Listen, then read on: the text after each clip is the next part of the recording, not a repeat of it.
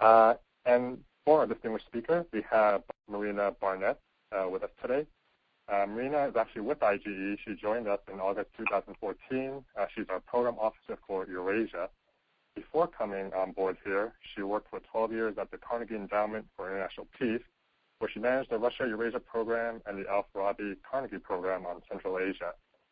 Marina got her master's degree in international affairs from the George Washington University and a bachelor's degree in Oriental Studies from the Far Eastern State University in Vladivostok, Russia. Marina was born in Almaty, Kazakhstan, and she now resides with her family in Gulf Church, Virginia. Now, before we start our conversation, I would just like to provide a brief description of our call format. I will begin, Marina will begin with approximately 20 minutes of presentation on the subject, and then we'll have approximately 40 minutes of Q&A from you, our listeners. For the duration of this call, all participant lines will be on mute. If you have a question for Marina at any point during the call, go ahead and press 5* on your phone, and you will be placed in the queue. Now, as a reminder, the call is on record, and this audio recording will be made available on the IG website 24 hours after the call. Our topic today is ISIL's recruitment in Central Asia, security risks in the region and beyond. So, Marina, my first question for you is, how successful has ISIL's recruitment campaign been in that part of the world? Thank you, James. First of all, I'd like to say that it is a very exciting opportunity for me, and I'm honored to have been asked to do this presentation today. And thank you, everybody, for joining us to talk about these troubling developments in the part of the world that is especially me. Having been born in Central Asia, I have always felt a special connection to the region. So it is particularly disturbing and sad for me to see the region and its people getting involved with one of the greatest evils of our times. I know it might sound overly dramatic, but as King Abdullah of Jordan said in an interview to 60 Minutes earlier this fall, it is truly a battle between good and evil, and it should concern all of us, regardless of our religious or ethnic affiliation.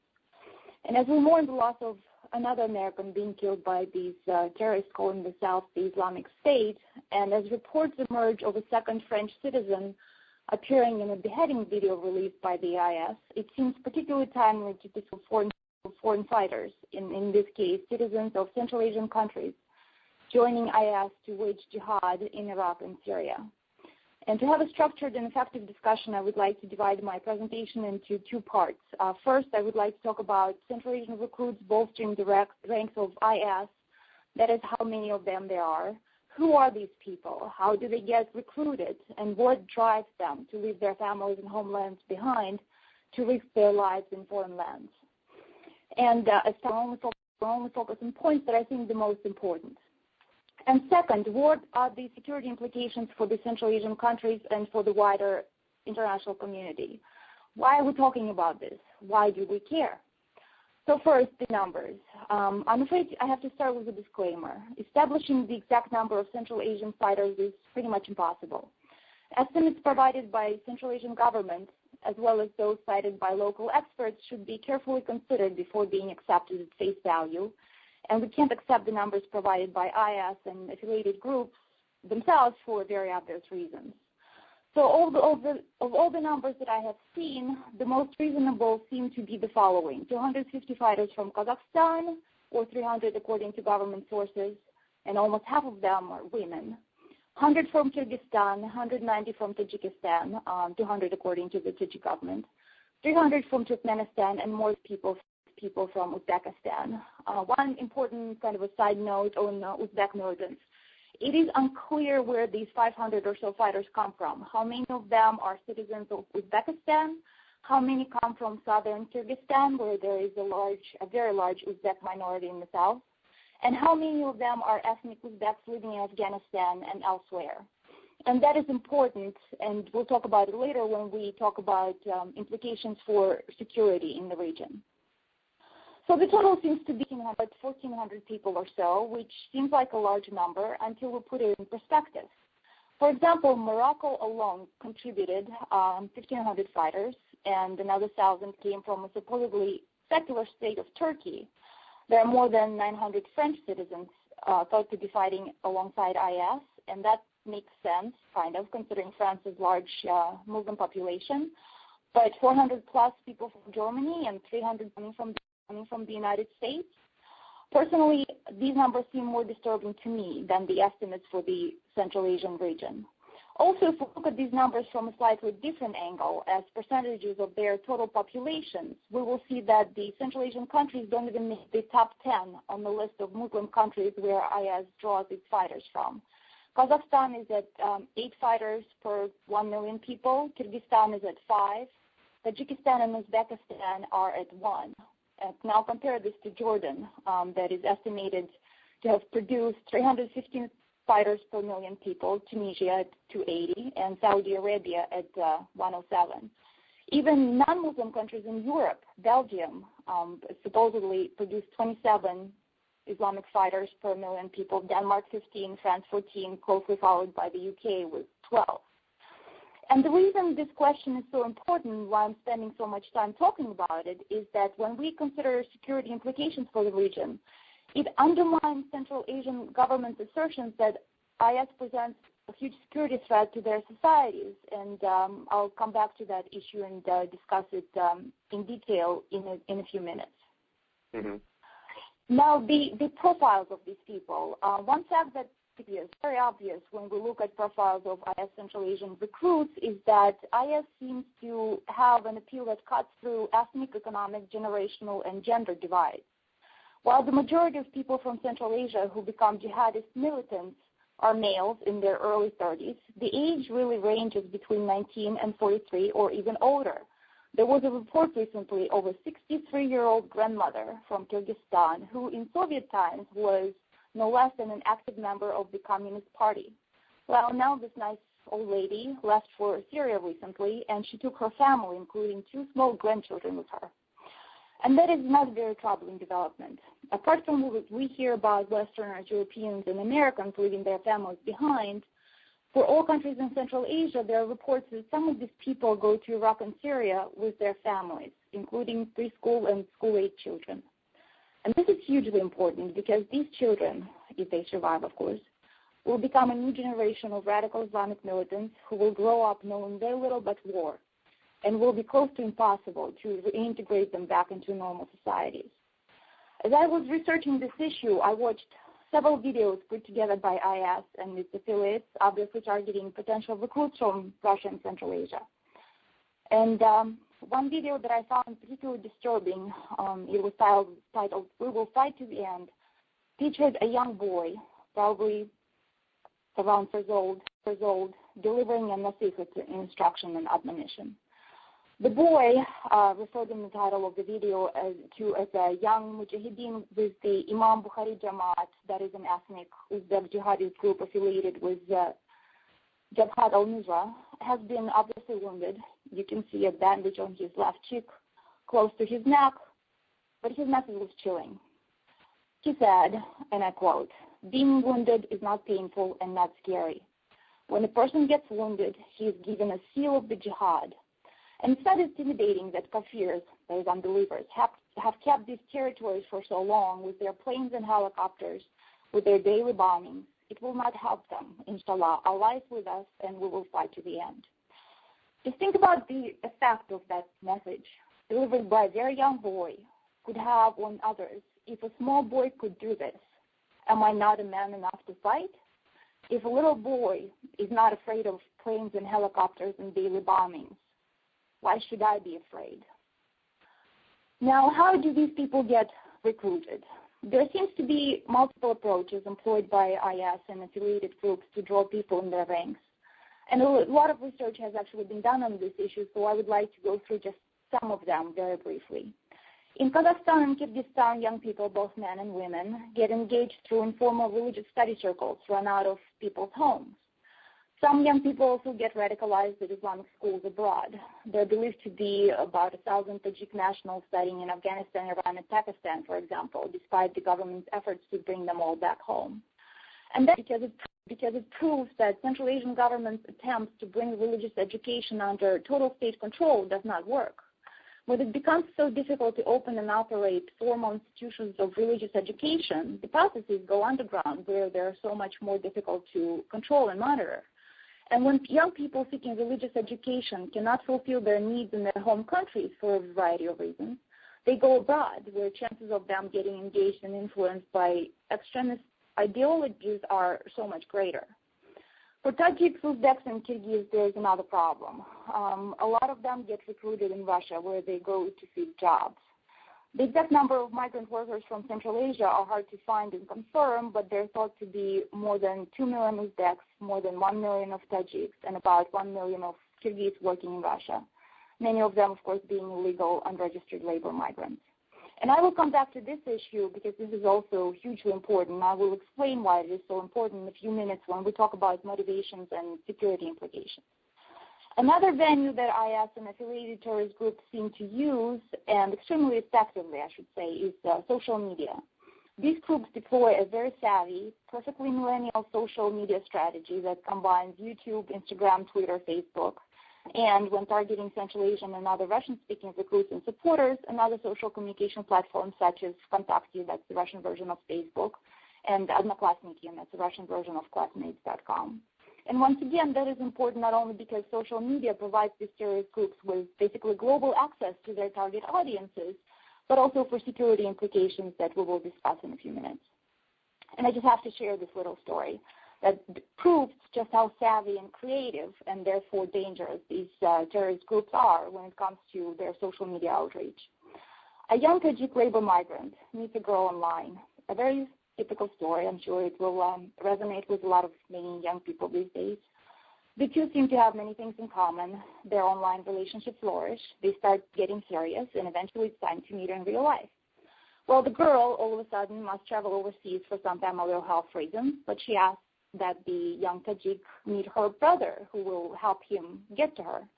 They do indeed meet somewhere in Moscow, and according to the brother, the girl can't wait to meet her romantic interest face-to-face, and the brother can easily arrange this meeting in Syria. Thankfully, the young Tajik labor migrant had enough of a common sense to decline that invitation, but we don't know how many of them choose to follow their hearts instead of their common sense. And that just proves, in my mind, that these terrorist groups really know their target audiences. Now, about the motivations. So now we know that who these people are and how they come to be engaged with jihadist groups in Syria and Iraq.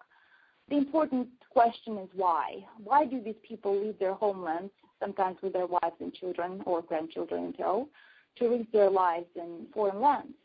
There are a long list of reasons and explanations, and much research and analysis has already been done on this issue, so I would like to focus on just a few that seem most important to me, particularly in the context of Central Asia.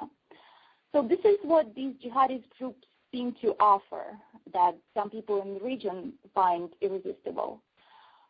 One, a greater sense of purpose, a message of how can we be sitting here having it all nice and settled and keeping it quiet while our brothers and sisters are being killed in Syria?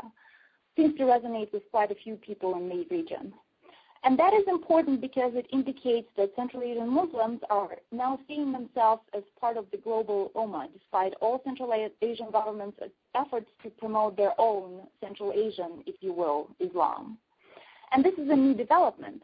There's a remarkable resource published by Foreign Policy magazine in the spring of 2003, an article titled The Terrorist Notebooks.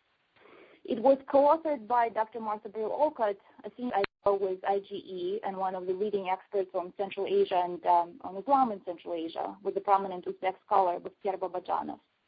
This article was an analysis of 10 notebooks that belonged to a group of young Uzbeks who went through local terrorist schools in the mid-1990s. That is when IMU, the Islamic movement of Uzbekistan, was born. According to the books, very few connections were made between the IMU's efforts in Uzbekistan and a larger global cause. Those teaching and studying in these schools were keenly aware of the situation in Tajikistan that was going through a civil war that had serious religious undertones, and the ongoing struggle in Afghanistan. But the notebooks made no mention of or link between their efforts and the ongoing Chechen war, nor to conflicts in more distant places such as Bosnia and Somalia. So this proves that the new generation of Central Asian Muslims care about what is going on with their Muslim brothers and sisters in Iraq and Syria, as misguided as their considerations might be.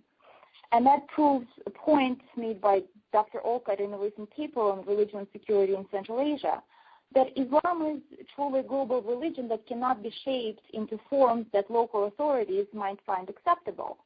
And as long as regional governments continue thinking that they can only allow certain traditions and attributes of Islam to be practiced in their countries, they will continue misunderstanding and underestimating certain processes going on within their societies, and these attitudes and policies might have serious security implications. Promise number 2, a promise of a better life.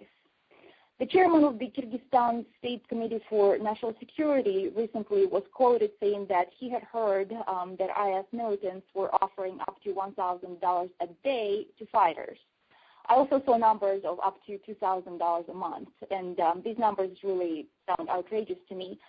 But it doesn't really matter whether these numbers are correct or not. What is important is that if people in Central Asia believe these numbers to be true, or even a small percentage of these numbers, these would appear to them to be great economic opportunities and huge incentives, because we're talking about countries with minimum wages, I'm quoting monthly wages for 2014 of $108 in Kazakhstan, $48 in Tajikistan, $41 in Uzbekistan, and Kyrgyzstan, really the beacon of democracy in the Central Asian region, is at $16 a month.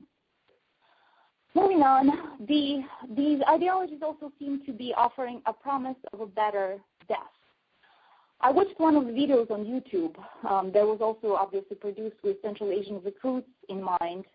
It was a 3-minute video titled Mujahideen Jaish Mujahideen Bal Ansar, Asal Tajikistan, Kazakhstan, Dagestan, and Jaish Mujahideen Bal Ansar is one of the one of the ethnic Central Asian Jamaats in Syria. The video shows photos of 3 young men with their names in Russian in subtitles. Ismail Dagestani, obviously from Dagestan in northern Caucasus, Abu Ahmad Tajiki, a Tajik, and Abu Huraira Kazakhi, a Kazakh. And I should say the last one broke my heart. It was an image of a beautiful, innocent-looking young man, no more than 18 or 19. So first you see photos of their smiling faces, and then you see images of their dead bodies being prepared for funerals. You see men around them striking their faces very gently, pushing hair away from their faces, somebody washing the blood off the face of that beautiful young Kazakh.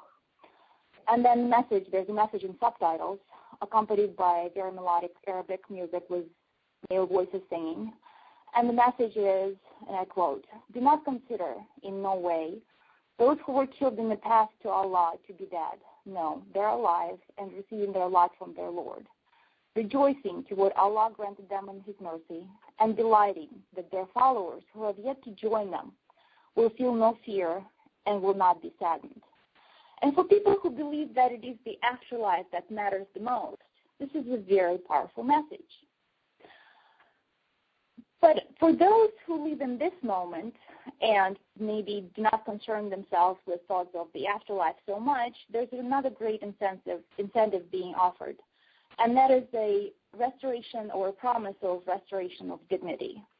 And this is particularly effective for Central Asian labor migrants in Russia. They live in deplorable conditions. They work menial jobs. They deal with daily abuse and constant fear of being attacked, either by violent nationalists or by corrupt police looking for a bribe or something else. Just a week or so ago, there was a report of a young, pregnant Kyrgyz woman being raped by a police officer at a police station. They get no respect, starting from the moment they arrive at a Russian airport or train station. And I witnessed that myself several years ago when I was coming home from a conference we organized in Tajikistan. I had to take a Tajik air flight from Dushanbe in Moscow, and I was maybe one of 4 or 5 Westerners on that plane, with the rest of passengers being labor migrants. When we arrived in Moscow, and when I saw how much disrespect and pure contempt airport staffers, starting with passport control officers, moving on to customs officials, and ending with luggage handlers and cafe waitresses, were dishing out to these people, I felt sick. I felt ashamed to be Russian at that moment. And it only gets better. I'm being sarcastic, of course. About a year ago, there was a brochure published in St. Petersburg specifically for labor migrants from Central Asia, with basic information they needed to know: how to get registered, where to go for various issues, and etc. The brochure had many large, colorful pictures, which was a good thing, considering that many of these labor migrants do not have sufficient Russian language skills, and some of them can't actually read or write. The problem was that in those pictures, the Russians, that would be doctors, policemen, government officials, were depicted as people, while labor migrants getting off the plane were portrayed or were shown as tools of trade, as mops and as brooms. And I wish I was kidding here. So when you see an opportunity to go from being a mop to being a military commander, to prove your manliness, to lead a brigade, to take part in an operation to liberate a town, wouldn't you take it? So now that we talk about why people from Central Asia join IS and other terrorist groups in Syria and Iraq, the next important issue is: what are the security implications for the Central Asia region and beyond? First of all, the military or terrorist threat. While there's definitely a possibility that some of the Central Asian militants, having gone through this extensive hands-on training in Syria and Iraq, will return to their home countries and try to put together terrorist acts or recruit more people, I don't think the majority of experts in these countries consider that to be a very serious threat. Because first of all, out of that 1,400 people that we believe to be fighting in Syria and Iraq right now, we don't really know how many these people are still alive, because according to some Kazakh experts, up to 80% of Kazakh militants have already been killed. And I saw Tajik authorities claiming that more than 50 Tajiks have already been killed. And I also heard from an Uzbek security expert that they don't really believe that Central Asian region presents much interest to the Islamic militants at this point. I think what they're more concerned about is the possibility of IS and their Central Asian followers or militants instigating, fostering terrorist aspirations among their diasporas in the West, in Europe, and in the United States. A so-called lone wolf or two can definitely inflict a lot of damage, as we all witnessed in Boston last April. And apparently there are some troubling discussions taking place on Facebook already, led by some American residents of Central Asian descent who are either fundraising or recruiting, or both, for IS and other terrorist groups. An interesting question here is how prepared are own security services to deal with these threats? How many people in the FBI do we think speak Uzbek or Tajik or Kazakh fluently enough to be able to discover and track these conversations? And another important point is, how closely do they work with Central Asian authorities and with security services in those countries or dealing with these threats? We know that one of the failures of what happened of our services when it comes to the Boston Marathon bombing was that we did not get enough intelligence from Russian security services about these two Chechen jihadists. Another important question is, do IS and affiliated groups present a threat to national identity? And that is actually seemed to be a bigger concern for these governments. Just a week or so ago, the president of Kyrgyzstan, Almaty Atambayev, issued a stark warning about the dangers of IS and its radical Islamic ideology. He warned that IS militants poses, and I quote, a special threat to the identity of the resurgent Kyrgyz ethos. He clarified his thought, adding that Islamization would force the Kyrgyz people to abandon their national characteristics, national dress, spiritual wealth, and national identity. And this is an important issue because since gaining independence, all Central Asian governments have been trying to use Islam as a tool of nation building, but at the same time try to limit its influences over their religious population. So we have this paradox. On one hand, we have Central Asian governments declaring pride in their Islamic past and its positive role since independence. On the other hand, trying to impose severe limitations on Islamic practices in their countries. As a result, there are heated debates taking place in Kazakhstan and Kyrgyzstan over whether girls from religious families can wear hijabs to school. And I understand that France, for example, is dealing with the same issue, but the problem is that France is not a predominantly Muslim country, and girls in France have a choice. Religious girls in Central Asia don't necessarily have that choice. And the bigger issue here is that there's sort of a vicious circle. On one hand, these governments try to place religion, religious institutions, religious processes under strict government control as a response to perceived threats. Just yesterday, we had a very interesting discussion meeting with a high-level Kazakh government official in charge of religious policy, who told us that he understands that the current law on religion that is heavily criticized in the West as being too restrictive might not be perfect, but they have to do this because they have to keep their population safe. And I understand the argument, but the problem is that these strict restrictions that they're placing on religious practices, starting with who can attend services in a mosque and who cannot, how many people you can invite to your religious wedding, whether girls can wear hijabs, they contribute to this growing dissatisfaction with the government, which in turn presents more threats that lead to more control and oppression from the government. That leads to more people getting radicalized, and I don't see a good end to this. And there are also kind of a sidetrack developments. When we talk about social media, all the Central Asian experts that I have, whose works I have read, they all cite internet as one of the major venues for the jihadist groups to do their outreach, which is certainly true. The problem is that if these governments see the internet as a major threat, they will clamp down, and it already happened. We saw this in October when a banned opposition movement in Tajikistan, labeled an extremist organization by the government, called for anti-government protests in the capital of Dushanbe.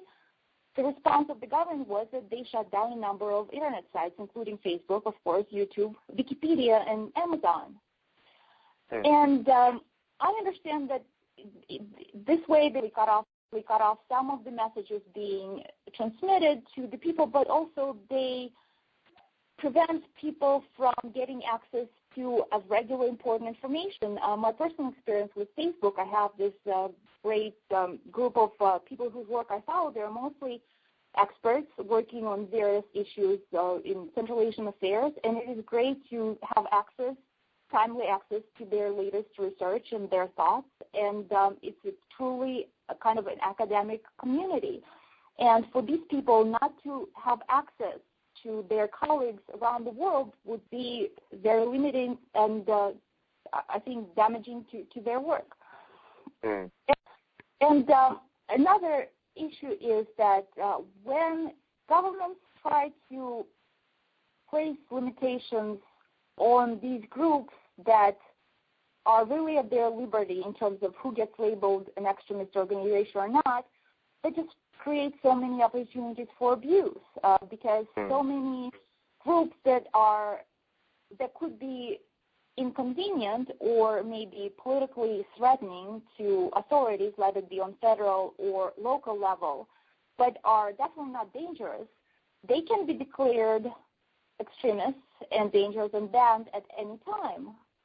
So how do you draw the line between political activity and an extremist activity? I don't think that the Central Asian governments have a clear understanding of where these lines could be.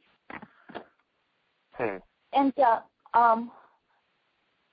all in all, I would argue that economic situation is a bigger threat in Central Asia right now than really the Islamic ideologies of IS and affiliated groups. Because if you just think about labor migrants in Russia and the sheer numbers, two issues really. First of all, that so many people, as I said, there are estimated to be over 1 million of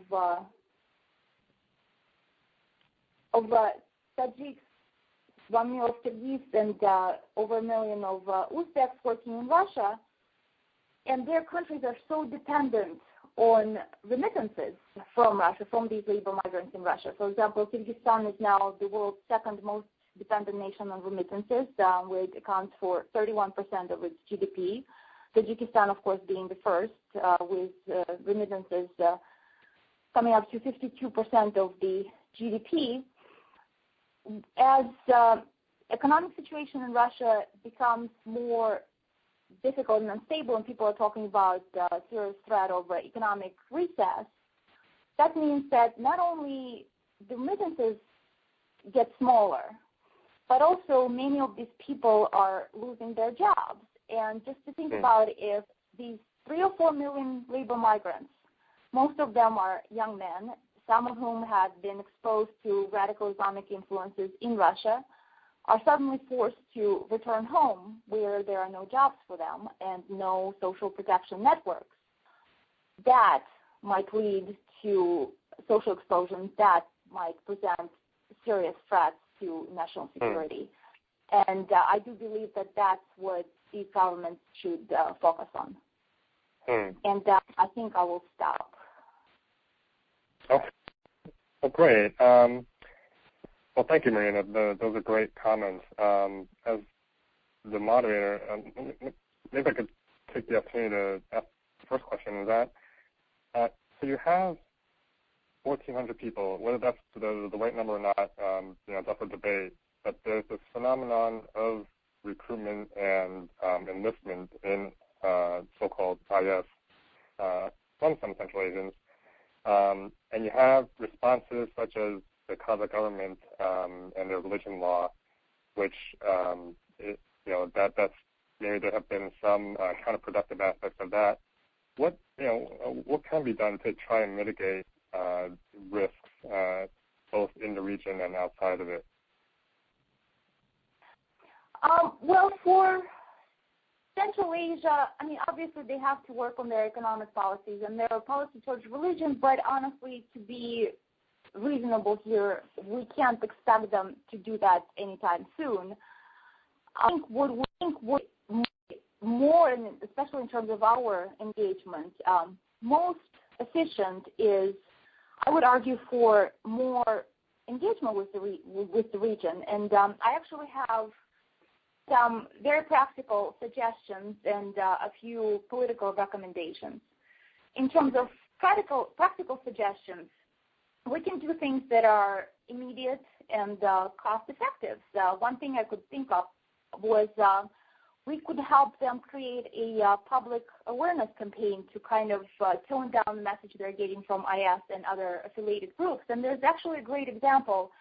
Kyrgyzstan is involved in this anti-corruption campaign, which I think it was a great idea and it is very well done. I saw several videos, kind of very short videos. One showed a young woman, a medical student, taking one of her final exams, and she obviously doesn't know an answer to a question, and she understands that she will fail, but instead of failing and maybe studying more and coming back and retaking the exam, she takes out a little money and gives a bribe to the examiner, and he accepts the bribe. And then a little time later, she's a doctor at some clinic, and a patient comes in critical condition, and she is performing surgery on him.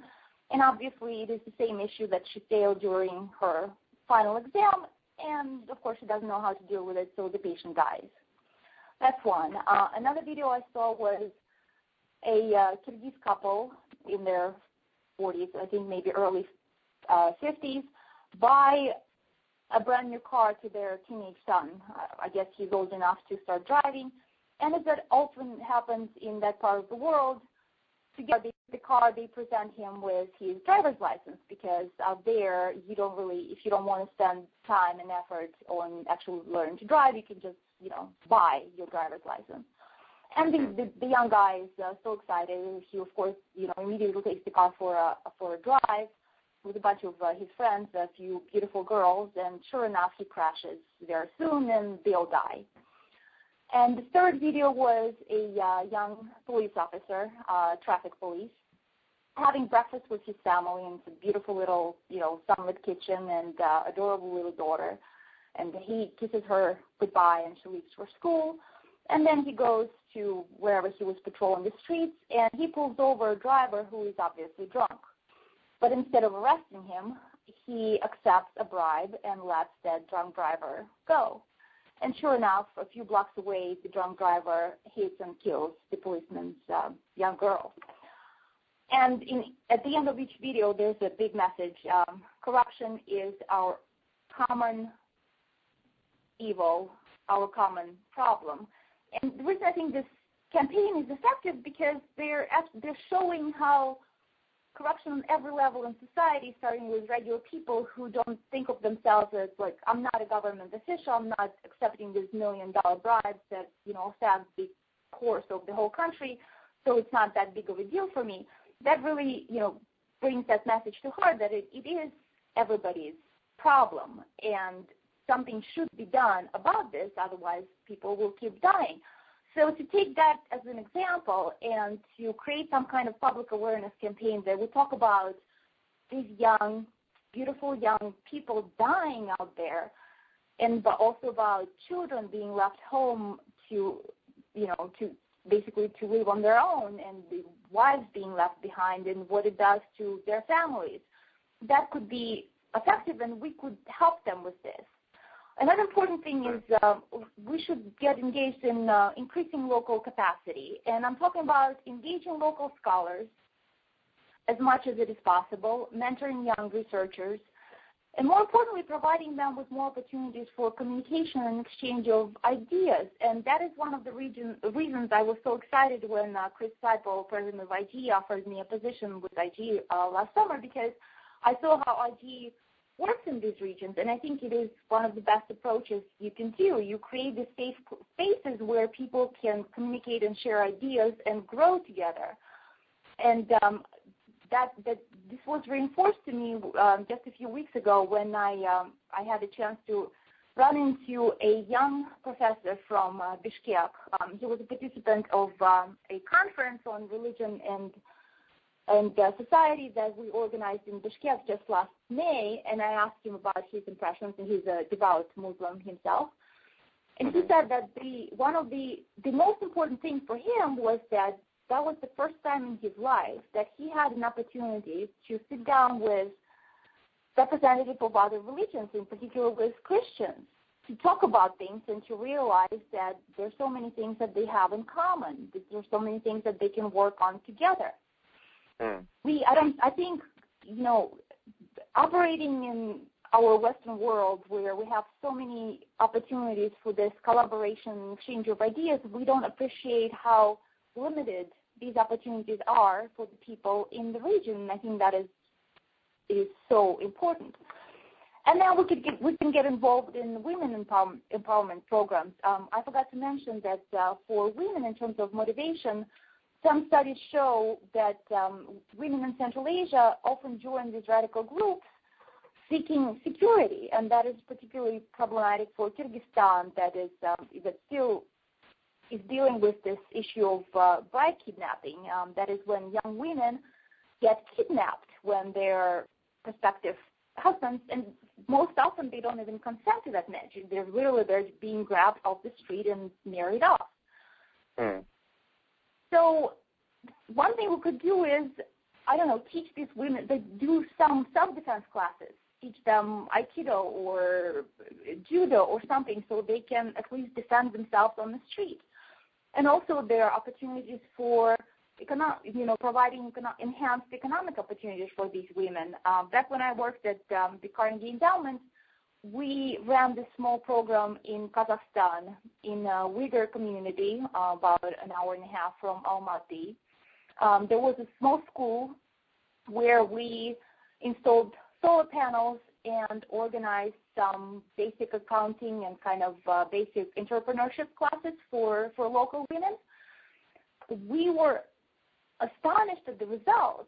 Within a year, something like 60 or 75% of women who attended these classes started their own businesses. And that means that they have enhanced economic opportunities. They're better off. Their children are better off. Their husbands are better off. That means that, all these economic incentives that might be offered by these radical groups have a lot less appeal.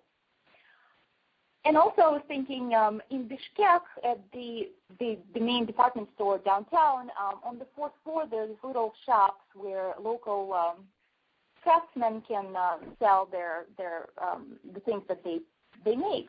And there was this particular cute little place where a woman was selling things that she made of felt, little toys, plush toys, and then bracelets, purses and everything. And those things were really attractive. So if somebody could look into maybe creating a joint business, helping that woman get access to American markets and, selling felt bracelets on Etsy. I mean, it is all doable, and the effect could be great. Mm-hmm. And when we talk about children getting involved with these military activities, and we know that there have to be programs that deal with rehabilitating children soldiers in Africa, for example. We could look into it and offer these programs to Central Asian authorities, because maybe not at this point, but within a year or so, they will have to deal with, I'm sure that some of the militants will try to come back. There are already reports of people getting disenchanted and trying to come back home. And while the adults will, they go straight to jail, they get charged with terrorist activities and everything, the issues of children will have to be addressed. These are in terms of practical suggestions. In terms of political recommendations, these things are a lot more difficult and a lot more difficult to execute. I would say that first and foremost, we need to get our house in order. When Ambassador George Kroll, one of the State Department's leading diplomats with deep knowledge of the region and great personal connections and extensive experience, is cooling his heels in Tashkent, waiting to move to Astana, and Ambassador Pamela Spratlan, basically playing a lame duck ambassador in Bishkek, waiting to take over from Ambassador Kroll in Tashkent, because neither of them can get a confirmation hearing, that doesn't instill much confidence in our strategy in the region. How can we engage the government if our top diplomats in these countries are prevented from performing their duties because our legislative branch in Washington, D.C. is so dysfunctional that it can't get anything done? Mm-hmm. Also, I think we must commit, first of all, to ourselves, and that is, I'm talking mostly about the U.S. government, our foreign policy makers, as well as some people in the development society, development, democracy promotion circles. We must admit that we don't know everything. We often lack real understanding and basic knowledge of what is going on in these societies. One example is that our assumption seems to be that the current law on religion and government policies towards religion in all central countries are terrible and must be changed immediately, or we will put all these countries on the CPC list. And I certainly agree that, yes, there are certain aspects of that law are really more damaging. They do a lot more damage than they do good. But the problem here is the majority of Central Asian populations actually like and support these laws and policies. One of the young professor that I mentioned, the participant of our recent conference in Bishkek, he's a young anthropology professor with a Western education and extensive international travel experience. And he himself is a devout Muslim. He recently did a study researching public attitudes towards various religious groups and organizations in Kyrgyzstan. And the study combined public polls among residents of Bishkek with private interviews with officials from various government agencies involved in crafting and implementing policies towards religion, as well as empirical research. Well, the polling results show that the majority of Bishkek residents, A, dislike and distrust untraditional faiths, particularly Western evangelical groups and the New Wave religions, and consider these to be a bigger threat to their society than, let's say, Islamic groups. And B, they actually think that religious fear should be more regulated, not less. So once again, go back to why I think IGE's work is so important in the region and why we are on the right track is because we can't expect these people to change their views overnight.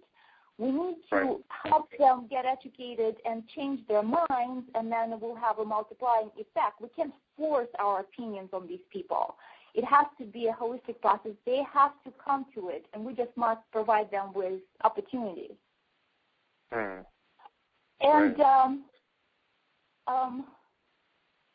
I think I've talked for a long time already, and I should better stop so that other people have a chance to ask questions. No, no. Thank you for those great comments. Okay, well, yeah, let's open the line for questions from the audience. Reminder: if you want to ask a question, go ahead and press 5 star on your phone. When it is your turn to ask a question, the call administrator will announce your name and unmute your line so that you can ask it. Lines will be placed on mute following the asking of a question. If your question has already been asked, or you no longer wish to ask your question, go ahead and press 5 star again, and your name will be erased from the queue. For the sake of other callers, go ahead, when you are called upon, please immediately ask your question rather than providing your own commentary. So with that, let's go to our first question. Yes, thank you. And our first question today comes from Mr. Mike Hoyt. Mike, you're unmuted. Go ahead and ask your question, please. Thank you very much. When religion is part of the problem, it must be part of the solution as well. So how can IGE orchestrate positive religious exchange that promotes social and civil responsibility, human dignity, rule of law, in these areas that are so vulnerable to extremist recruitment? Thank you for this question. And once again, it goes back to our idea that it will be a multi-step process, and first we must start by creating safe spaces for these people, provide them with opportunities to have an exchange of ideas, to learn together, to grow together, to realize that as it doesn't matter what our and their religious affiliations are, the core values are the same. And if we come together, we can work through the differences, and we can all contribute to the issues of stability and prosperity together. I think we've proven with many conferences that we already did in the region and many other programs that we are hoping to do, that our kind of two-pronged approach, on one hand, by involving representatives of various religious groups and organizations in Central Asia, getting them all together at the same table, and bringing them face-to-face with government officials would not only hopefully change certain people's minds, but also kind of promote this idea of working together. And but the important thing is, I totally agree, religion and religious organizations must be part of the solution. So in order to persuade these governments that these religious organizations must be to start with admitted to the table would be very important.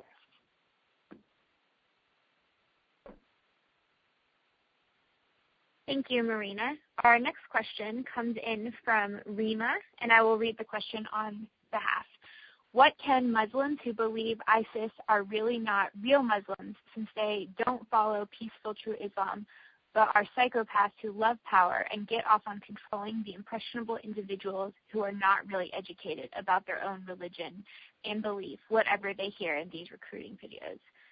should we have prominent and respected Muslims in each country that are effective in videotaping their own counter messages, similar clips to be shown in mosques in the U.S. and Europe, counter offer of financing such as microfinance and or programs countering children soldiers?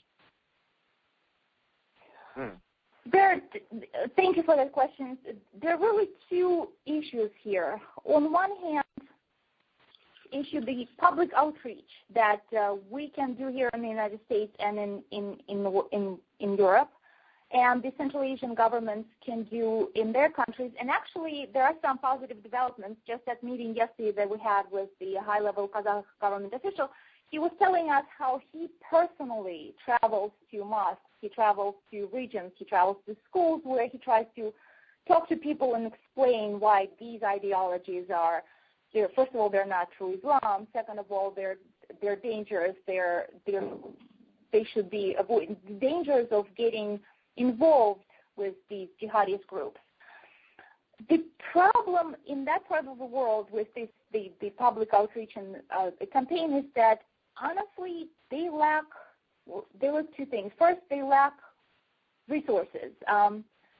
Having enough background, having enough knowledge is a problem, just because they went through without access to formal religious education for so many years that a lot of experts working on these issues basically do not have enough skills to address these issues. And another problem is that a lot of religious authorities in these countries lack moral credibility.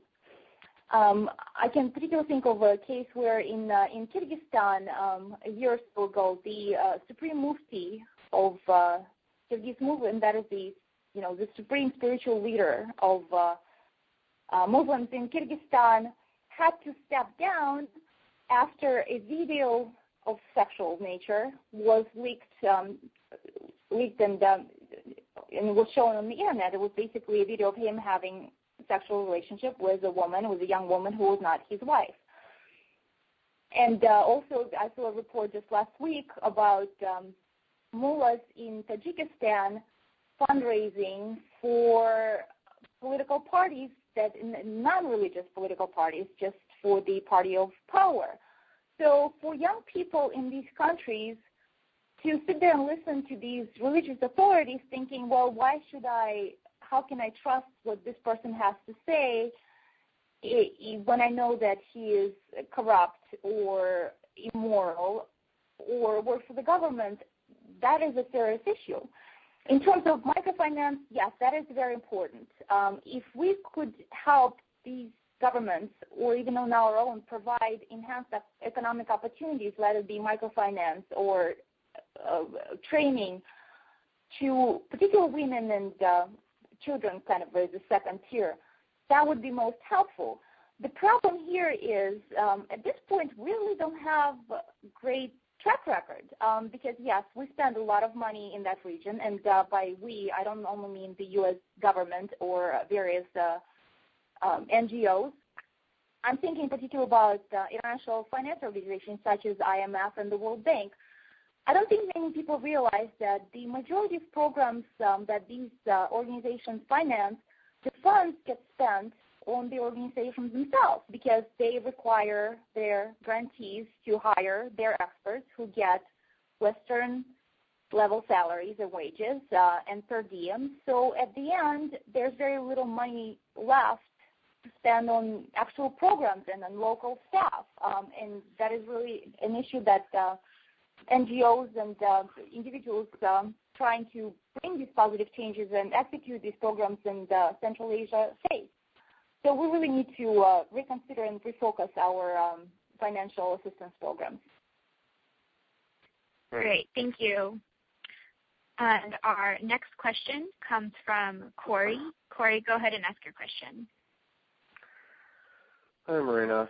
I was wondering if you've seen any change in policy on the Russian government's part with regard to Central Asian migrant laborers, considering how many of them are getting radicalized in Moscow, or if you think there's going to be a change in policy in the future. no. If nothing else, this situation seems to be getting worse. On one hand, the Russian government seems to be keen on making life even more difficult for labor migrants from Central Asia, and I'm thinking this new requirement that they pass a test of Russian language and Russian history, and I looked at that test. I mean, I'm a native Russian. I didn't know answers to a lot of these questions. So how can we expect these, honestly, poorly educated people with inadequate language skills to be able to pass? And then migrant laborers from Kyrgyzstan, for example, will soon be required to have foreign passports to be able to come to Russia. Until now, they could travel with their domestic passports. So that's like another layer of difficulty. So that's on one hand. On the other hand, I don't see the Russian government abating their support of these nationalist groups and organizations, which is a very dangerous game that they're playing. On one hand, they're using it to, mobilize population, particularly now in this situation when there's a huge crisis with Europe and the rest of the Western world over Ukraine. On the other hand, it's like a genie out of bottle. Once you let it out, it's almost impossible to get it back in. And as we see more reports of Central Asian, from labor migrants from Central Asia being attacked on the streets of Moscow and elsewhere, we just realized that this is becoming more and more of an issue. And finally, the Russian government's policies in Crimea seem to be antagonizing the local Muslim population. Of course, I'm talking about Crimean Tatars. And that could become a problem as well, because I remember a few months ago, the leader of Crimea Tatars, Jamilov, was in D.C. giving a talk, and he mentioned that there are Wahhabis and Salafis among Crimean Tatars, and so far the religious authorities there have been able to keep those people at bay, but how much longer will they be able to contain those, radical moods? So the answer to your question is no. I don't see any positive developments, and I think it will only get worse, unfortunately. Thank you, Marina. Our last question today is going to come from Misbah Rashid. Go ahead and ask your question. Hi. I was wondering if there are religious communities within those areas or clerics that could be reached out to that are moderate that could sponsor peace museums, peace symposiums, and if they can do it in a style where it doesn't necessarily need to be any government, like visible government backing or anything, where they're just there to inform each other. And if you guys have been able to find more moderate Islamic sects within those regions. Thank you. Yes, of course, there are moderate Islamic leaders in that part of the world, and I'm sure that some of them would be willing to engage, particularly on these topics. The problem is you have to be very careful trying to reach out to these people, because in this difficult situation with all these external security threats, real or perceived, the governments are really nervous about any Western influences. So we would not want to put those people in danger or jeopardize their daily lives or their, prospects for being able to continue their activities or getting funding or anything else. But if you're seriously considering trying to reach out to those people and organize some kind of a conference, a peace symposium, if you would contact us directly, we will be happy to provide you with names and contact information and give you tips on how to work in that part of the region, because we have a lot of experience, and I believe a lot of very successful experience. All right, great. Well, I think that's come to the end of our time. So thank you, Marina, for such an engaging and insightful conversation. Thank you to all you listeners out there for joining us today. Please join us again for our next Faith International Affairs conference call, which will actually be in January. Please sign up for the IG mailing list or just stay tuned to our website for more information on the topic and